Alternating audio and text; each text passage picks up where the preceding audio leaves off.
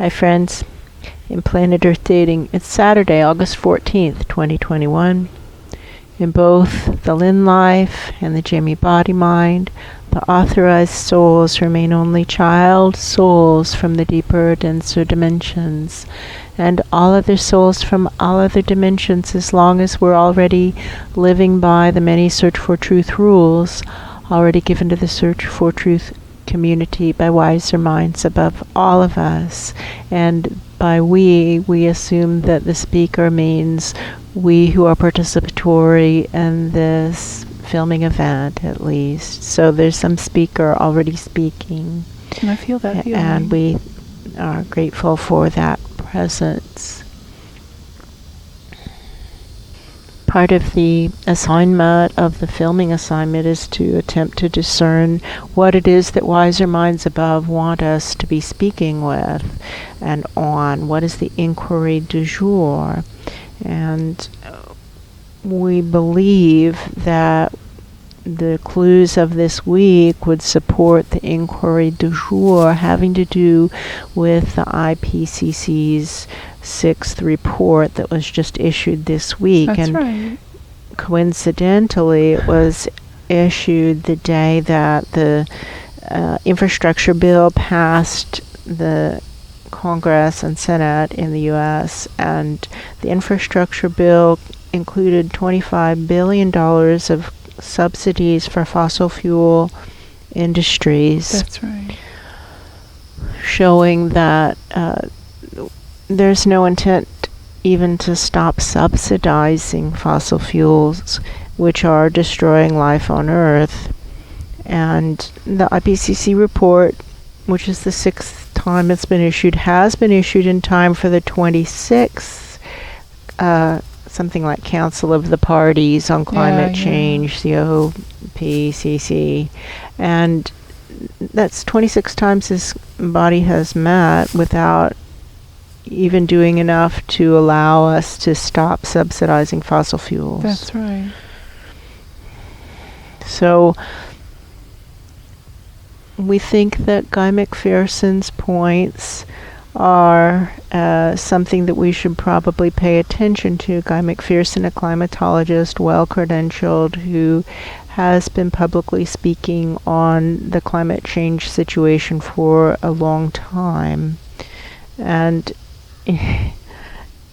he does these videos on YouTube that are, we think they're humorous. Mm-hmm. But you can see that it really pains him. You know, he doesn't take pleasure in the message any more than we do. No.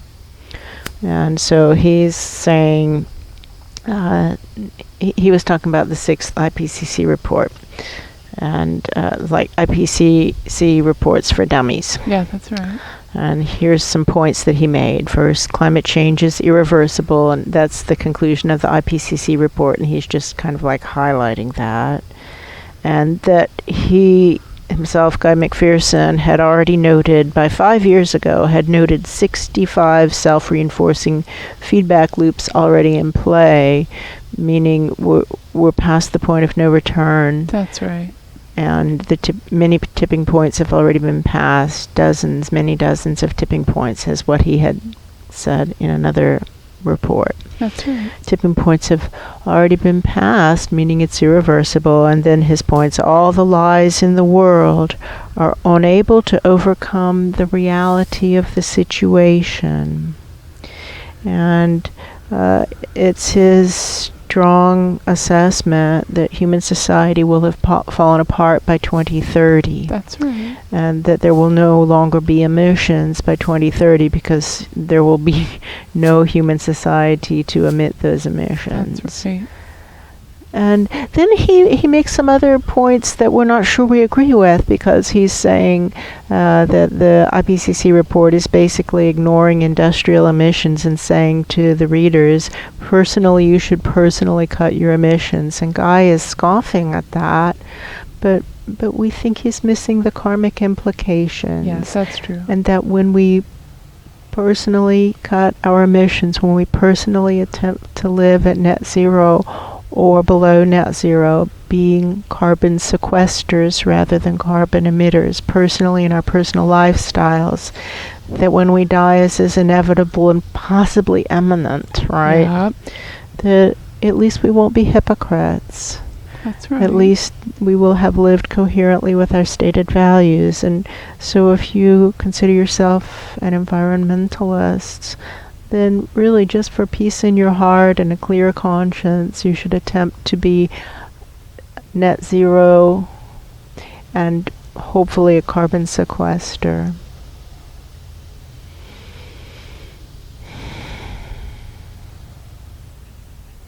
Well, that's apparently what that soul wanted to say, because it suddenly went all quiet. Yeah, that's true. Thank you, whoever that was. Thank you.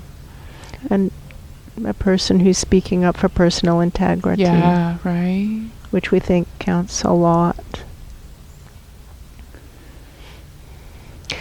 And then we would also say something else. Now something is being spoken by another soul. Somebody else stepped up to the microphone, and that's that what Guy seems to not think about, doesn't seem to be on his radar screen, is that miracles do happen through divine intervention. That is true. And divinity has to want to intervene, and humanity is not very inspirational in that regard. Humanity is greedy and lazy and fighting and offensive, really.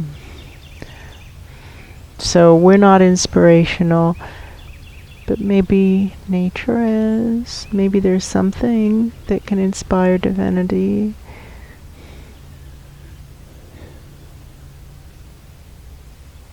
We do know that divinity loves all life, not just human life, and right now doesn't really care for human life all that much, because we're too offensive as a species, as a collective. Right. We're ingrates for all we've been given, because really we're no smarter than chimpanzees or orangutans or gorillas or bonobos. And we're far more offensive than they are. Oh yeah. Because of our air of entitlement, when it was just that we were almost at random plucked as a species and said, all right, well, let's put these people in control. And it maybe was because we were kind of pinkish, easy to spot in the mass of furry beasties. That's right. So kind of less hairy. Yeah. It could be something literally that superficial and meaningless. So we shouldn't be nasty, and we shouldn't get airs. We shouldn't be uppity. And we do tend to act uppity as a species, as a collective.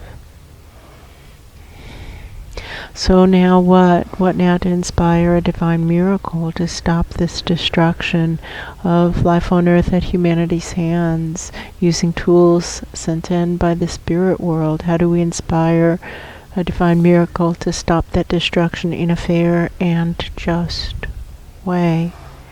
And this person who's speaking upstairs answers right away and says this is why it's crucial for more of us to be living coherently with our stated values. And if you self-identify as an environmentalist, it would behoove you to act coherently with that and get the carbon neutral. Yeah, that's right. I like that. Get the carbon neutral. And try to sequester carbon like you can.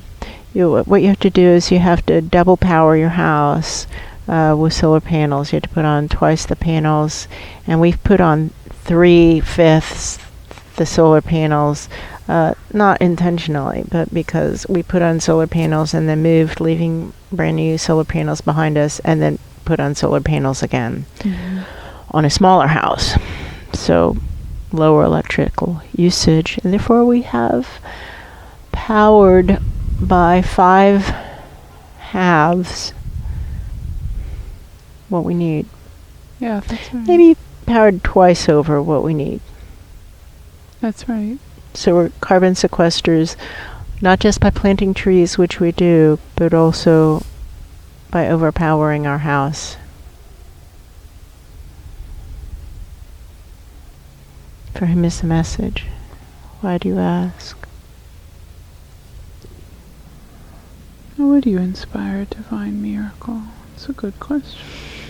Well, somebody's talking about the divine miracles that are needed, and they're talking about the horrifying impacts of all the exotic species that humanity has managed to spread around the globe. That's so right. we've messed up pretty much every ecosystem we've touched, which is every ecosystem. That's right. And now what? So it's possible. Oh, somebody's talking about, somebody's saying the myth of Noah's Ark. That's right. And somebody else is saying that's no myth. But I think what they're trying to point to is that the stories of Noah's Ark are no more credible and no less credible than the stories of the Greek and Roman interactions with divinity, That's right. which are referred to as myths. That's right. So they're saying, well, if we're talking about myths, let's talk about all the myths. And That's if we're right. not going to use that label, then let's not use that label for anything. So I guess we'll talk about the Noah's Ark myth, since lots of people still talk about Norse mythology and Greek and Roman mythology, and maybe they call it Hindu mythology too. I don't know. I don't know. But the point is that that flood did occur, and maybe something similar, although it's not going to happen by flood, it'll happen by maybe fire. Yeah, right. Something similar is happening. And maybe that's a good thing given the exotics. I don't know. It's so sad. Like we look here, it's hard to find native things growing. Yeah. That's a native grass. We've got some broadleaf carpet grass, Yeah. which is native, but we've got a bunch of real problem plants like that. Basket grass is from Australia, I think, and the chickweed might be Indonesia or something like that. And what's the evil stuff that we've been pulling up? Chamber bitters, which we think is the worst problem we have in this area right now, Yeah, that's true. is from Asia somewhere, maybe Southeast Asia. Yeah. And you look it up and it says it's spread throughout the tropics. It's like, throughout the tropics? We're not in the tropics. Yeah. So that's an understatement of the problem. That's right. And we're invasive also. And we're invasive also, and we're the cause of this problem, not us as individuals, because we haven't been to Australia No. or Indonesia, so we couldn't have brought it back. But some of us, some relatives more closely related to us than the chimps. That's right. Somebody more closely related than the chimps brought these here.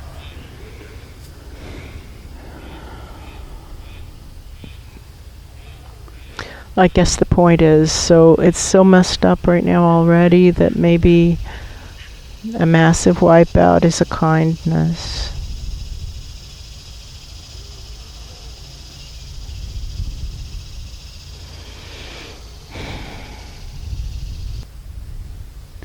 I wonder what is important for us to notice about the IPCC report.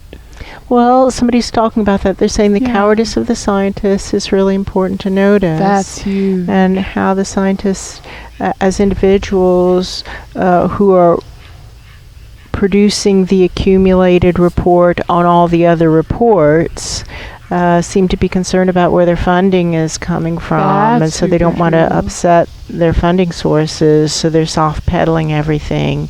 It's based on a large number of reports, and the individual reports seem to be not quite as soft-pedaled, but the accumulation seems to have been put together as if somebody's afraid of losing their funding. Yeah, that's right. And they're afraid of just saying the truth straight out. That's right. And maybe they all know that this human culture is doomed, but they want to make sure they have enough money to get through to the end of the culture, and so they're just going to soft pedal everything. And Yeah, that's right. Even though they know what's coming. even though they know it's coming, and therefore they're just absolutely abdicating responsibility while still sitting in the seat and taking the money for the job, Yeah, that's right. which is karmically problematic. Yeah. I don't think they're going to like how that turns out. No.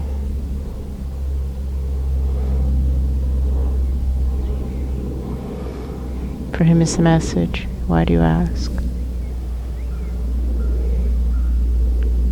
somebody's stepping up and they're saying, "So, children," Yeah. and they want to make a summary statement, and they're saying, "Now, listen, it's really incumbent upon each of you." It sounds kind of like Mother Mary, Yeah, the it tone. does. It's incumbent upon each of you to become carbon neutral yourself, and it's going to take twice what you think it will take. So, double up.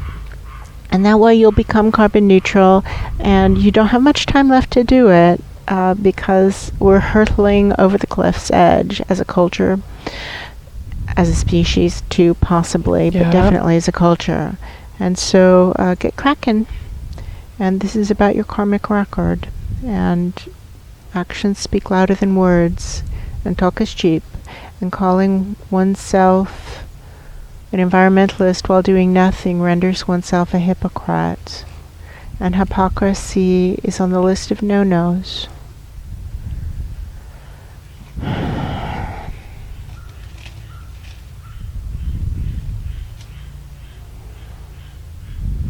Thank you. Thank you.